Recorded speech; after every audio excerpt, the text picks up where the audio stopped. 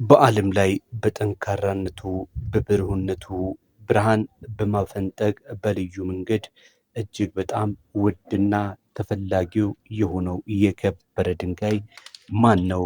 እንዲሁም በዓለም ዙሪያስ በተለይ የት የት ቦታ ላይ ይገኛል የሚለውን ዋና ዋና መገኛዎችን በተጨማሪም ደግሞ እንዴት ሲሆን ነው ይህ እጅግ የከበረ ድንጋይ ወደ ምድር የሚመጣው ወይም ደግሞ የሚገኘው የሚለውን ጨምረን በተጨማሪም ደግሞ ታላላቆቹ ከከበሩት ድንጋዮች ማለት ነው ሶስቱን የምናሳያችሁ ይሆናል።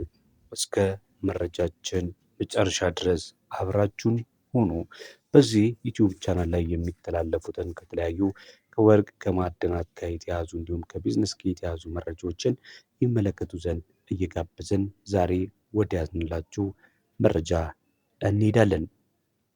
እጅግ በጣም የከበረው ድንጋይ ማን ነው ካላችሁኝ፣ ሁላችሁም እንደምታውቁት አልማዝ ነው። አልማዝ በምድራችን እጅግ በጣም ልዩና የከበረ የአልማዝ አይነት ነው። እጅግ በጣም ጠንካራ ነው። በተጨማሪም ብርሃንን የሚያስተላልፍና ብሩህ የሆነ ተፈላጊ ማዕድን ነው። በዓለም ዙሪያም የት ይገኛል ካላችሁኝ፣ በርካታ ቦታዎች ላይ የሚገኝ ነው የሚሆነው። ዋና ዋና የማዕድን ምንጮችና አምራች ሀገራቶች የመጀመሪያዋ ሩሲያ ናት። በዓለም ላይ ትልቁ የአልማዝ አምራች ሩሲያ ናት። በመቀጠል ደግሞ ወደ አፍሪካ ስንሄድ ቦትስዋና ትከተላለች። በአፍሪካ ውስጥ ግንባር ቀደም አምራች ስትሆን በተለይ በከበሩ የአልማዝ አይነቶች በማምረት ትታወቃለች። ሶስተኛው ካናዳ ነው። በአንጻራዊነት አዲስና ከፍተኛ ጥራት ያላቸው አልማዞች በማምረት ትታወቃለች። አራተኛ ደቡብ አፍሪካ በአልማዝ ታሪክ ውስጥ ትልቅ ቦታ ያላት ሀገር እንደሆነች ይታወቃል። አምስተኛ ላይ አውስትራሊያን እናገኛለን። በተለይ ልዩ የሆኑትን ሮዝ አልማዞች ፒንክ ዳይመንድ የሚባሉትን በማምረት ትታወቅ ነበር።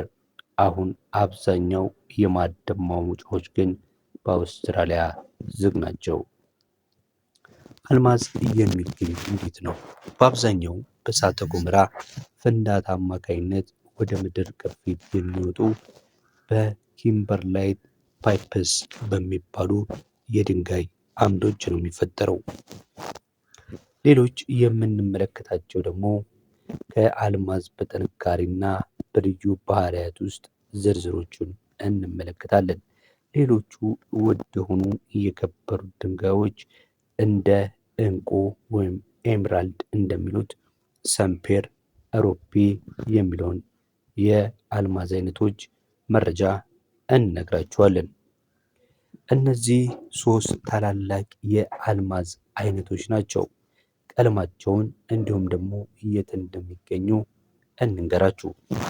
የአልማዝ አይነቱ ሩቢ የሚባለው ከለሩ እጅግ በጣም ደማቅ ሲሆን በበርማ ወይም ደግሞ ማያማር ይገኛል። ታይላንድ፣ ስሪላንካም እንዲሁ መገኛው ነው። ሁለተኛው ደግሞ ሰምፔር የሚባለው የአልማዝ አይነት ሲሆን ይህ እጅግ በጣም የከበረ ድንጋይ ደግሞ የሚገኘው በስሪላንካ፣ በማዳጋስካር፣ በካሽሚር ህንድ ነው። ይህ ከለሩ ሰማያዊ ሲሆን በተጨማሪም ሌሎች ቀለማቶችም አሉት። ሌላኛው ኤምራልድ የሚሉት የዕንቁ አይነት ነው። ይህ እጅግ በጣም ጥልቅ የሆነ አረንጓዴ የሆነ ከለር ያለው ሲሆን የሚገኙ ደግሞ በኮሎምቢያ፣ በዛምቢያ፣ በብራዚል ነው። ሩቢን በምንመለከትበት ሰዓት ላይ ክላውዲየም የሚባል የማዕድን ቤተሰብ የሚመጣ ሲሆን በውስጡ ክሮሚየምን ደማቅ የሆነ ቀለም እንዲይዝ የሚያደርገውን ማዕድን ይዟል። ዋጋው ካላችሁ ደግሞ ንጹህ ወይም ደግሞ ቀይ ሲሆኑ ሪጌን ብለንድ የሚባሉት የበለጠ ዋጋ ሊኖራቸው ይችላል። ምልክትነቱ ምንድን ነው? የሩቢ ካላችሁ ደግሞ ፍቅርን፣ ድፍረትንና ንጉሳዊነትን የሚወክል ነው። ሰምፔረን ስንመለከት ደግሞ የኮሪንደም ቤተሰብ ሲሆን በአብዛኛው የሚታወቅበት ከለር ደግሞ በጥልቅ ሰማያዊ ቀለሙ ነው። ሰንፔር በሰማያዊ ብቻ ሳይሆን ሮዝ፣ ቢጫ፣ አረንጓዴ፣ ብርቱካናማ ቀለሞችንም ይዟል። ምልክቱ ደግሞ ጥበብን፣ እውቀትን፣ ንጽህናን ማለት ነው ያመለክታል። በመቀጠል በሶስተኛ ደረጃ የምንመለከተው የኤምራልድ የተባለውን እንቁ ሲሆን ይህ እንቁ ደግሞ ከቤሪ የተባለ የማዕድን ቤተሰብ የመጣ ነው። በአብዛኛው በኮሎምቢያ ነው የሚገኘው። ጥራት ያለው እንቁ በዓለም ላይም ታዋቂ የሆነ የእንቁ አይነት ነው። ጥልቅ የሆነ ደማቅ አረንጓዴንም ይዟል። ልዩ ባህሪው ምንድን ነው ካላችሁ በአብዛኛው እንቁዎች ተፈጥሯዊ የሆነ ስንጥቆችና ውስጣዊ ኢንክሉዥን አላቸው። ጃርዲን በፈረንሳይኛ አትክልት ተብለው ይጠራሉ። ይህም የእያንዳንዳቸውን ማንነት ይገልጻል። ተመልካች አድማጮቻችን እንግዲህ የሶስት አይነት የእንቁ አይነቶችን ወይም የአልማዝ አይነቶችን በተጨማሪም ደግሞ አልማዝ በዋነኝነት የት የት ሀገራቶች ይገኛል የሚለውን ነግረናቸዋል። እንግዲህ በዚህ ዩቲዩብ ቻናል ላይ እንደምታውቁት ከሆነ ወርቅ እንዲሁም የምንዛሬ በተጨማሪም ደግሞ እንደዚህ ለየት ለየት ያለ ዋጋ ጋር የተገናኘ የማዕድናትን፣ የሆቴሎችን፣ ከመኪና ጋር የተያዘ የተለያዩ መረጃዎችን እናንተ የምናቀርብበት ዩቲዩብ ቻናላችን ነው። ወደፊት በምን ጉዳይ ላይ ቪዲዮስ እንድንሰራላችሁ ትፈልጋላችሁ? ሀሳብ አስተያየታችሁን ኮመንት መስጠው ላይ ብጽፉልን ደስ ይለናል። ቤተሰቦቻችን ሰብስክራይብ እያደረጋችሁ ስለምትከታተሉን እጅግ በጣም እናመሰግናለን። በቀጣይም ደግሞ እየተከታተላችሁን ሀሳብ አስተያየታችሁን ስጡን።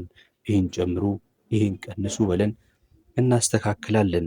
ለዛሬው በማዕድን ዙሪያ ያቀረብንላችሁን መረጃ ይህን ይመስላል። በተጨማሪም ስለ ሌሎች የከበሩ ድንጋዮች ማወቅ የምትፈልጉ ከሆነ በተጨማሪ ልንሰራሎት ዝግጁ ነን። የእናንተን አስተያየትና ኮመንት እንጠብቃለን። ለዛሬው ጥሩ መረጃን እንደያዛችሁ ተስፋ እያደረግን በሌሎች የወርቅ እንዲሁም የምንዛሬ በተጨማሪም ደግሞ በተለያዩ የቢዝነስ በቻናሉ ላይ የሚቀርቡትን ቪዲዮዎችን በመከታተል እንዲሁም ጠቃሚ የሆነ መረጃዎችን አገኙ፣ ተጠቀሙበት። እንዲሁም ደግሞ ሼር በማድረግ ሌሎች ጋር እንዲደርስ አድርጉ እያለን የዛሬውን በዚህ አብቅተናል። በያላችሁበት ሰላም